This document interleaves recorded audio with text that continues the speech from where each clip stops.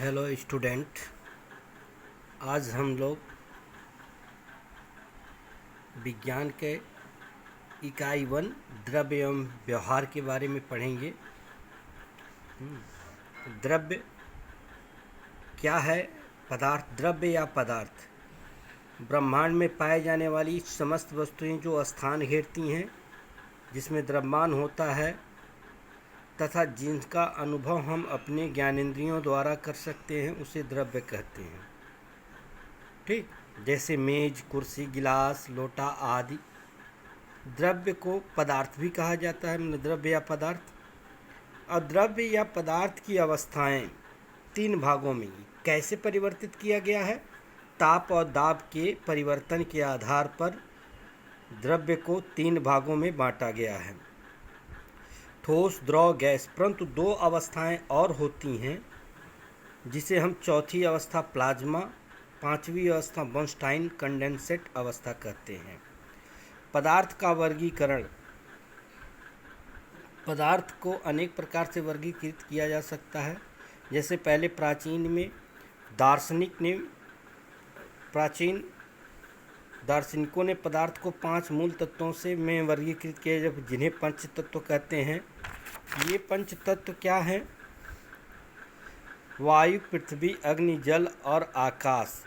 यानी ब्रह्मांड की समस्त वस्तुएं इन्हीं पंच तत्वों से मिलकर बनी होती हैं।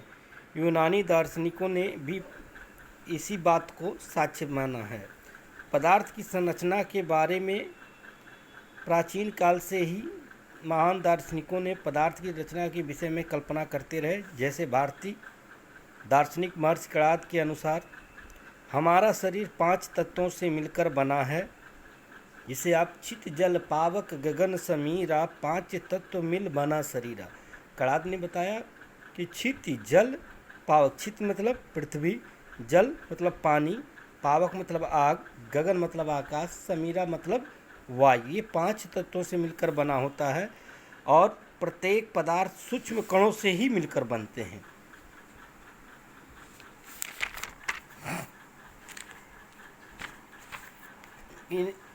कणाद ने इसी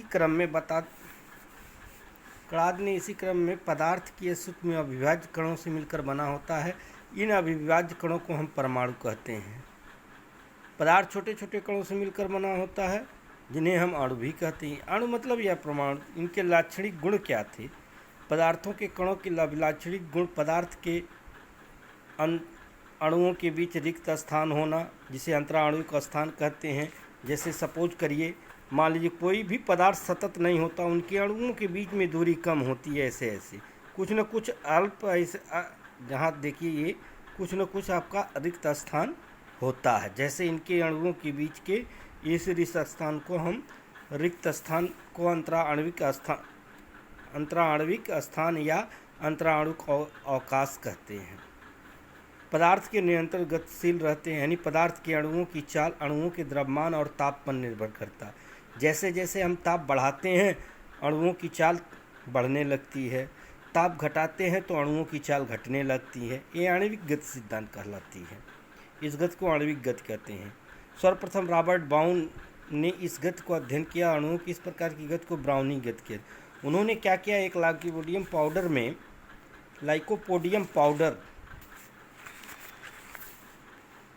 में जल लेकर के,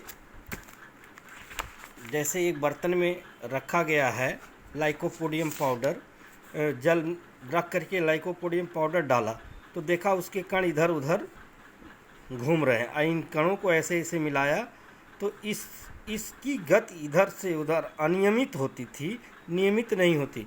इस अनियमित गति को ही ब्राउनियन गति कहते हैं। मतलब जल में आप क्या किए, कण लाइकोपोडियम पाउडर मिला करके देखा कि चारों तरफ ये अनियमित गति करते हैं, बिना इनकी कोई दिशा निर्धारित नहीं होती है। तो जल के अंदर ये चारों तरफ गति करते हैं, इसलिए कहा ब्राउनियन गति। अणुओं की गति जो होती है वो अनियमित होती है और इस गति को हम ब्राउनियन गति कहते हैं। कणों के द्रव्यमान तथा वेग के कारण उनमें गतिज ऊर्जा होती है। पदार्थ की ऊष्मीय ऊर्जा गतिज ऊर्जा के कारण होती है। ताप बढ़ने पर गतिज ऊर्जा बढ़ जाती है। तीसरा पॉइंट उन्होंने दिया कि पदार्थ के कण एक दूसरे को आकर्षित करते हैं, यानी पदार्थ के कणों का यह गुण दूसरे को आकर्षित करते हैं। पदार्थ के कण या अणुओं के बीच परस्पर आकर्षण बल जिसे के कारण वो एक दूसरे को आकर्षित करते हैं, इस आकर्षण बल को ससंजक बल कहते हैं। ठीक। तीसरा, द्रव्य अविनाशिता का नियम, आइंस्टाइन का द्रव्यमान ऊर्जा समीकरण। ये कहा जाता है कि द्रव्य अविनाशी होते हैं, अर्थात द्रव्य को न तो नष्ट किया जा सकता है न तो उत्पन्न किया जा सकता है, परंतु द्रव्य को ऊर्जा में परिवर्तित किया जा सकता है। इसके लिए आइंस्टीन नामक वैज्ञानिक ने, आइंस्टीन का पूरा नाम होता है अल्बर्ट आइंस्टीन। क्या है? Albert Einstein.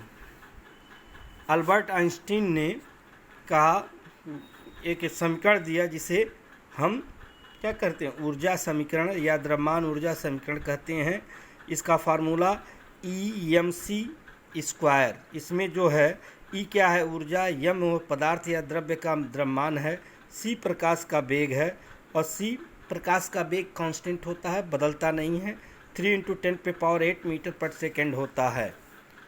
एक द्रव्यमान को पूर्ण ऊर्जा में परिवर्तित करने के लिए ऊर्जा में परिवर्तन में बदलिए। कैसे बदलेंगे?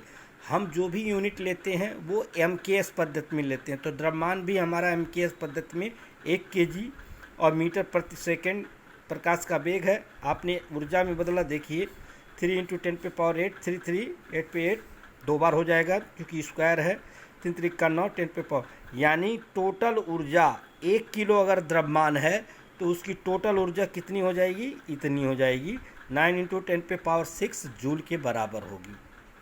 ठीक, धन्यवाद। इसको कॉपी में नोट कर लीजिएगा। एक बार फिर से हम दिखा दे रहे हैं इस चैप्टर को।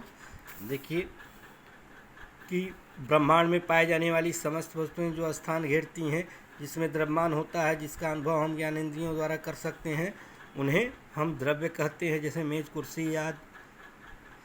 द्रव्यमान पदार्थ की अवस्थाएं ताप और दाब के परिवर्तन के आधार पर पदार्थ या द्रव्य मुख्यतः 3 भागों में बांटा गया है, ठोस, द्रव, गैस। परंतु 2 अवस्थाएं और होती हैं, जिसमें चौथी अवस्था प्लाज्मा अवस्था और 5वीं बोर्नस्टाइन और कंडेंसेट अवस्था। पदार्थ का वर्गीकरण हम करते हैं क्योंकि पदार्थ अनेक पदार्थों से मिलकर 5 मूल तत्वों से मिलकर बना हुआ है। वायु, पृथ्वी, अग्नि, जल, आकाश। ब्रह्मांड की रचना भी इसी से हुई है और ब्रह्मांड की समस्त वस्तुएं भी इससे बनी हुई हैं।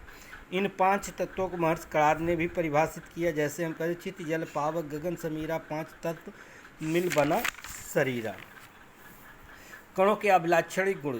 पदार्थ के कणों के गुण होते हैं क्योंकि उनके अणुओं के बीच अंतराणु का स्थान होता है। वे निरंतर गतिशील रहते हैं, साम्यावस्था की इधर उधर गति करते हैं। उनमें अनियमित गति होती है जिसे हम ब्राउनी गति या जिगजग मोशन भी कहते हैं। कण द्रव्यमान वेग के कारण उनमें गतिज ऊर्जा होती है। पदार्थ की ऊष्मीय ऊर्जा इसी गतिज ऊर्जा के कारण होती है, यानी ताप बढ़ने पर गतिज ऊर्जा बढ़ेगी तो ऊष्मीय ऊर्जा भी बढ़ जाएगी। दूसरा है आपका कि पदार्थ के कण एक दूसरे को आकर्षित करते हैं, तो जाहिर सी बात है जब 2 पदार्थ एक दूसरे के कुछ दूरी पर रहेंगे, विपरीत रहेंगे, वो दूसरे का आकर्षण करते हैं, तो उसके आकर्षण बल को हम ससंजक बल कहते हैं, कोहेसिव फोर्स। द्रव्य अविनाशिता कहते हैं, द्रव्य न तो नष्ट होता न तो उत्पन्न किया जा सकता, केवल उसे ऊर्जा में परिवर्तित किया जा सकता है। इसको अल्बर्ट आइंस्टीन नामक वैज्ञानिक ने E=mc² दे करके पूरे ब्रह्मांड में बता दिया कि ऊर्जा द्रव्यमान में परिवर्तित किया जा सकता है और द्रव्यमान को ऊर्जा में परिवर्तित किया जा सकता है और ऊर्जा को द्रव्यमान में भी परिवर्तित की, जिसके लिए उन्होंने प्रकाश का वेग की सहायता लिया। C इसमें प्रकाश का वेग है। इस समीकरण से देखिए टोटल ऊर्जा बदल जाती है।